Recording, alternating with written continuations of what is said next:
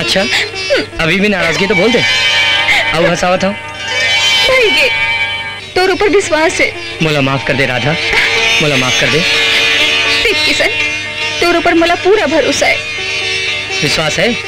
पक्का? हाँ। तो एक टन देना। चुम्मा नहीं देना। नहीं ना। अरे बाबा देना। अभी नहीं, शादी के बाद। ओफो, कब बाबा मरही और कब मैं बरा खाऊं। अरे बाबा देना। नहीं कहा था ना। ठीक है, आज नहीं देवे तो कोई बात नहीं, काली तो देवे, काली हो रही है, छोड़ू नहीं तोला। अभी तो जा।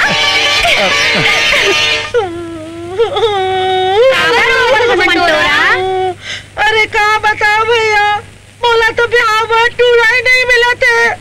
हमन तोर पर एक बढ़िया टूरा के जुगाड़ करे हैं। अरे पर मैं तो बजरंगी ला चाहत हूँ।